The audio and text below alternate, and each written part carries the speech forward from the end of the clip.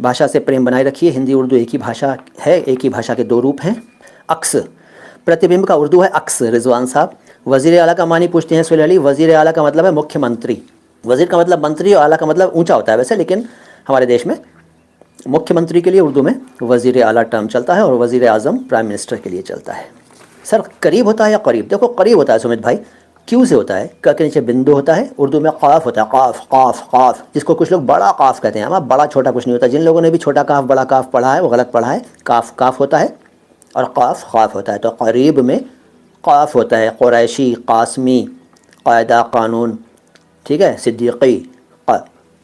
सुहेल अली कहते हैं निज़ाम का मानी क्या? निज़ाम का अर्थ है सिस्टम भी है इसका अर्थ, और प्रबंध भी है, प्रबंध सिस्टम। तो एक शब्द है जंजीर, जिसको कई लोग जंजीर कहते हैं। जंजीर, जंजीर नहीं जंजीर होता है, पहले ज फिर ज, जंजीर। कई लोग जंजीर कहते हैं, जंजीर ना, पहले ज यानी बिंदु वाला ज और फिर जीर बिना बिंदु का ज, जंजीर। उर्दू में जे नून जीम ये रे, जंजीर।